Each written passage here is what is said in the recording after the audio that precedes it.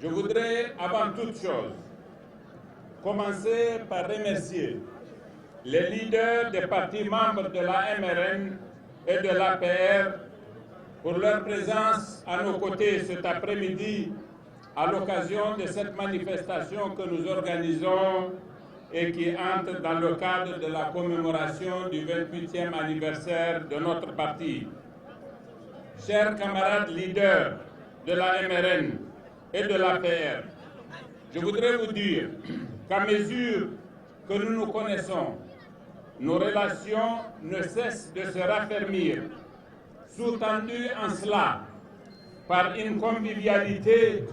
et une solidarité toujours plus soutenue. Le président de la République, qui n'est pas peu fier de cet état de fait, ne cesse de nous exhorter à cultiver encore plus l'unité et la solidarité entre nous. Il a pour vous, et vous le savez, la même estime et le même respect que vous lui témoignez. Et c'est assurément là que réside le secret de la solidité de l'édifice politico-institutionnel que nous avons mis en place à travers ce gouvernement qui constitue une base ferme pour la stabilité de notre pays. Je voudrais en particulier remercier mon ami Albadé Abouba pour les mots très gentils qu'il vient d'avoir à l'endroit de notre parti, répétant en cela, comme il l'a dit, les propos qu'il avait tenus l'année dernière et qui, je le sais, ne sont pas des propos de circonstance, mais des propos qui viennent de très profondément de sa conviction. Chers camarades militants du PNDS Tareya, chers amis, cette année aussi, nous n'avons pas pu célébrer l'anniversaire de notre parti à la date du 23 décembre à cause de la proximité de celle-ci avec la fête organisée le 18 décembre à Zender pour commémorer l'anniversaire de la proclamation de la République. En effet, beaucoup d'entre nous étaient à Zender et ont pu, pour la circonstance, témoigner de la qualité des ouvrages réalisés dans le cadre de la modernisation de cette ville, d'une part, et de l'enthousiasme des populations profondément reconnaissantes, d'autre part. Ce programme de modernisation des villes, tel que mis en œuvre, procède d'une merveilleuse intuition du président Issoufou, qui aura ainsi doté nos principales villes d'infrastructures qui en ont littéralement changé le visage et profondément amélioré le cadre de vie des populations urbaines. À cet égard, permettez-moi de vous avouer qu'après Dosso-Soga et Maradi Kolia, j'ai été personnellement en proie à un grand doute quant à nos capacités à poursuivre un programme aussi volontariste. Mais, grâce aux correctifs apportés et à la détermination du président de la République, grâce aussi aux leçons qui ont été tirées à force d'expérience, voilà que de belles ambitions ont été réalisées, prouvant en effet que la volonté est le trait d'union entre les promesses et le changement. Chers camarades, chers amis, mesdames et messieurs, ces réalisations ont d'autant plus de mérite qu'elles ont été exécutées alors même que le pays fait face à une situation sécuritaire qui aurait pu faire sombrer le gouvernement dans une totale apathie et servir de prétexte bien commode contre toute action volontaire dans quelque domaine que ce soit. S'agissant justement de l'insécurité, permettez-moi d'exprimer mes sentiments de grande fierté au lendemain de la grande victoire que vient de remporter en ce début d'année nos forces contre les terroristes de Boko Haram dans les îles du lac Tchad. Ce furent en effet, vous vous souvenez, près de 300 d'entre eux qui ont été mis hors d'état de nuire dans une opération combinant des moyens variés conduite par des chefs militaires engagés et des sous-officiers et des hommes du rang volontaires. Cet épisode, à nul autre comparable depuis que cette guerre a commencé, a généré au sein des populations de la région de Difa un sentiment de confiance devenu absolument indispensable après quelque temps d'incertitude. C'est le lieu pour moi de rendre hommage aux hommes qui nous ont fait ce beau cadeau de Nouvel An. Que Dieu les bénisse et leur donne longue vie. Je voudrais également rendre un vibrant hommage à toutes nos forces de défense et de sécurité, sollicitées jour et nuit, dans les villes comme en campagne, notamment sur les nombreux fronts de nos frontières. Grâce à leur patriotisme et à leur engagement, notre pays reste stable sur ses bases. Nous savons ce que cela signifie d'être séparé de sa famille, de vivre dans les conditions spartiates des fronts de guerre toujours en mouvement, d'endurer les intempéries, de faire face à la hantise permanente liée au risque des engins explosifs et de tous les autres moyens perfides utilisés par un ennemi sans foi ni loi. C'est pourquoi notre gratitude à l'égard de nos soldats est tout simplement infinie. Je voudrais avoir une pensée pieuse pour tous ceux qui, dans ce combat contre le terrorisme, sont morts pour leur pays, laissant derrière eux veuves et orphelins. Que Dieu leur réserve le meilleur des accueils en son paradis. De même, je prie le Tout-Puissant d'assister ceux qui sont blessés afin qu'ils se rétablissent le plus rapidement possible. Si au lac Tchad, nous avons gagné une bataille, la guerre n'en continue pas moins, tout à côté au Nigeria notamment, marquée récemment malheureusement par des épisodes de réel succès du terrorisme, ce qui commande de notre part un état de veille permanent et une volonté à toute épreuve. Le président de la République, Issoufou Mahamadou, en ce qui le concerne, ne ménage aucune énergie ni aucun moyen pour que nos forces soient à la hauteur de tous ces défis. Ainsi, à la tête du G5 Sahel, il a conduit une action diplomatique avisée et énergique qui a consacré de grandes avancées que la communauté internationale se doit de contribuer à mettre en musique en vue des objectifs définis tant sur le plan militaire que sur le plan du développement. Chers camarades, chers amis, mesdames et messieurs, sur le plan strictement politique, le débat entre les partis de l'opposition et le gouvernement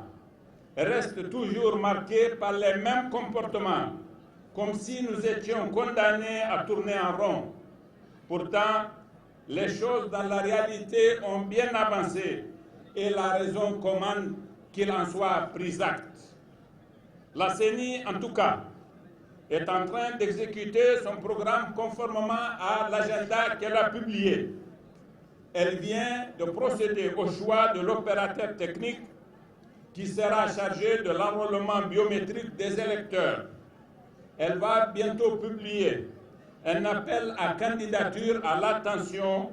de tous qui souhaiteraient être engagés dans les équipes chargées du recensement.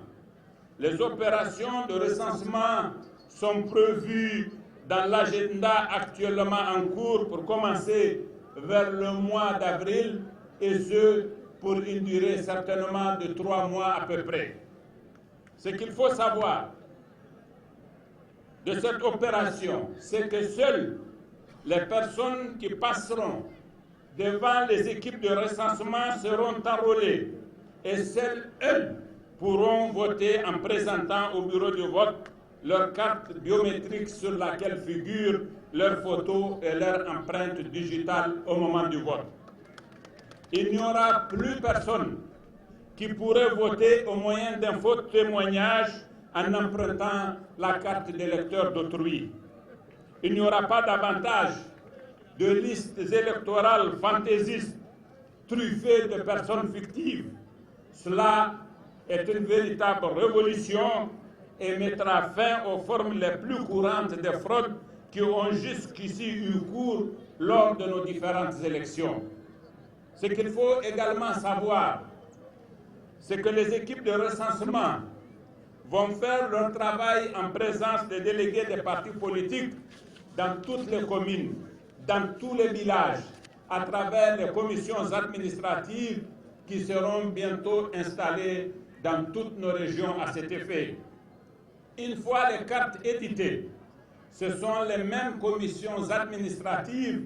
composées de tous les partis politiques qui seront chargées de les distribuer dans les villages. Ce qu'il faut enfin savoir, c'est que le vote ne sera pas électronique, il sera manuel comme d'habitude. Les procès-verbaux seront sur papier comme d'habitude et les récépissés seront remis aux délégués des partis politiques comme de tradition. Par conséquent, la campagne de mensonges orchestrée par ceux qui ont peur de ces élections n'a pas droit d'être. C'est ce qui va se passer que je viens de décrire de façon très exacte et à travers cela, nous aurons des conditions d'organisation d'élections que nous n'avons jamais eues et qui garantiront l'intégrité du vote comme jamais cela n'a été possible. Chers camarades, chers amis, il y a de cela 3 mois, à l'initiative du Premier ministre, président du Conseil national de dialogue politique, un comité composé des représentants des partis de la majorité, de l'opposition et des non-affiliés a été mis sur pied pour revisiter le code électoral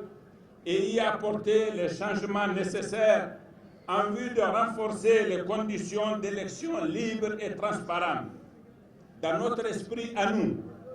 seuls 2 articles devraient véritablement faire l'objet d'un débat et de certains changements éventuellement. Il s'agit de l'article 12 relatif à la composition de la CENI et l'article 80 relatif à la composition des bureaux de vote. S'agissant de l'article 12, très tôt notre mouvance a fait droit à la remarque de certains politiques de l'opposition critiquant le fait que les 3 représentants de l'administration publique à la CENI, qui en compte au total 13, sont politiquement marqués et cause de ce fait un certain déséquilibre au sein de cette institution. À l'occasion des discussions du comité ad hoc, un amendement a été porté à cet article consistant à conférer un statut de membre sans voix délibérative à ces 3 personnes. Nous avons fait donc la concession qu'il faut à cet égard. Dans le même nombre de représentants des partis, le nombre de représentants des partis politiques à la CENI a été rehaussé conformément aux vœux des partis de l'opposition et des non-alignés, tout en préservant le caractère paritaire de cette représentation. Nous aurions pu envisager une autre modalité de la composition de la CENI qui aurait fait sa place prépondérante à la majorité. Au lieu de cela, nous avons accepté d'avoir le même nombre de représentants que les partis de l'opposition qui sont pourtant une minorité parce que tout simplement, nous n'avons pas peur de garantir les conditions de l'équité nécessaire pour que chacun ait confiance dans le processus que nous avons ainsi entamé. L'article 12 comporte par ailleurs une vraie lacune en ce sens qu'il impose à tous les candidats éventuels à l'élection présidentielle de se reconnaître à travers les représentants permanents des partis de la majorité ou de l'opposition. Cette lacune vient d'être corrigée à travers un amendement qui dispose désormais que chaque candidat à l'élection présidentielle a le droit de désigner un représentant à la CENI aussitôt sa candidature validée par la Cour constitutionnelle, dès lors qu'il n'est pas représenté à travers les représentants permanents des partis politiques à la CENI. les représentants permanents, c'est-à-dire l'un des 13 ou l'un des nombres qui vont être retenus à l'issue de la discussion que nous aurons très prochainement au CNDP. Faut-il rappeler que le problème de représentants des candidats à la CENI ne se pose pas en ce qui concerne les élections législatives, régionales et municipales, car le code électoral, même dans sa mouture actuelle, a déjà consacré le principe des représentants de toutes les listes des candidats à la CENI, et ce, à tous les échelons. Un autre amendement a été proposé concernant l'article 12, en vertu duquel les partis de la majorité et ceux de l'opposition auront un représentant pour chaque groupe au bureau même de la CENI, une façon de les associer aux décisions au plus haut niveau de cette institution. S'agissant de l'article 80, relatif à la composition des bureaux de vote, le code actuellement en vigueur, contrairement au code antérieur, ne dispose pas que le bureau de vote doit respecter la configuration du paysage politique, ce qui de toute façon n'est pas possible si les bons ont un sens, et ne permet plus pour le coup aux partis politiques de nommer les présidents et secrétaires des bureaux de vote en dehors de toute responsabilité de la CENI, qui est pourtant l'organe chargé de l'organisation du vote, ce qui est une aberration. La CENI, son président ainsi que tout son bureau ayant prêté serment d'organiser les élections et les élections s'organisant à la base, il n'est pas possible de dire que la CENI ne peut avoir aucun droit de regard sur la composition des bureaux de vote qui, justement, organisent les élections. La raison de la modification de cet article réside dans le fait, tout simplement, et on le sait bien, que certains partis politiques ou candidats, n'ayant parfois, sinon souvent, de cadre dans toutes les circonscriptions électorales, ont tendance à mettre des personnes à peine alphabétisées, des enfants, parfois, au titre de leur quota comme président ou secrétaire de bureau de vote. Cela a eu pour conséquence le rejet de plus de 400 000 procès-verbaux de bureau de vote jugés non conformes à l'occasion du premier tour de l'élection présidentielle de l'année 2016, ce qui représente 10% à peu près des suffrages exprimés. Les résultats d'une élection peuvent être totalement changés si ces 10% n'étaient pas éliminés. Toutefois, et je voudrais le dire ici, de façon formelle, nous restons totalement ouverts, l'essentiel étant de responsabiliser la plénière de la CENI locale en lui permettant d'exiger des diplômes conséquents aux personnes devant assumer des responsabilités de président et de secrétaire de bureau de vote, et ce, dans le cadre d'une formule qui prend en compte la donne des partis et candidats en compétition. Mais faut-il que je rappelle par ailleurs que le code électoral a depuis toujours consacré en vérité la représentation des partis politiques dans les bureaux de vote à travers les délégués des partis politiques ou les délégués des candidats aux partis politiques. Mais le débat que l'opposition est en train de faire consiste à dire que les délégués, ce n'est pas eux les représentants des partis politiques, mais les représentants des partis politiques, ça devait être les présidents des bureaux de vote ou les secrétaires, alors que ce n'est pas impossible. Dans chaque bureau de vote, vous n'avez que 2, et vous pouvez avoir 20 candidats et même plus par circonscription. Chers camarades, chers amis, comme vous pouvez le constater, il n'y a rien qui aurait pu empêcher que les partis politiques s'entendent à l'occasion de leur dernière discussion, sauf la volonté obstinée des partis de l'opposition de refuser tout accord sur une question de portée symbolique aussi forte que les élections. C'est cela qui explique leur participation tardive à ces discussions. N'oublions pas qu'ils les avaient boycottées au départ. Et c'est ça qui explique aussi l'introduction par eux du faux débat relatif à l'article 8 du Code électoral, alors que jusqu'à une date récente, ils ignoraient même l'existence de cet article. Pourtant, comme reprise du Code pénal, il a toujours figuré tel quel dans toutes nos lois électorales depuis celle de 1992. En ce qui nous concerne, nous participerons à la prochaine réunion du CNDP que convoquera M. le Premier ministre. Et à cette occasion, nous validerons toutes les réformes préconisés par le comité ad hoc sur lesquels nous nous étions entendus pratiquement avec les partis de l'opposition, et ces amendements seront par la suite endossés par le gouvernement et transmis à l'Assemblée nationale qui les adoptera. Ce faisant, nous doterons notre pays d'une loi électorale conforme aux standards internationaux et nous lui donnerons la chance d'organiser les élections les plus transparentes de notre histoire. Dois-je rappeler à l'opposition que sa stratégie de boycott systématique du processus électoral est contre-productive dès lors qu'à partir des prétextes dérisoires qu'elle invoque aujourd'hui, elle ne peut boycotter demain les élections. Chers camarades, chers amis, mesdames et messieurs, au lieu de prendre part au processus électoral et se trouver une bonne occupation en renonçant à ces illusions apocalyptiques qui l'ont épuisé, l'opposition pour le moment se consume à imaginer les catastrophes qui vont s'abattre sur le PNDS. C'est à croire que les réseaux sociaux et les nouvelles technologies de l'information et de la communication ont été inventés pour faire souffrir l'opposition nigérienne. Confondant en effet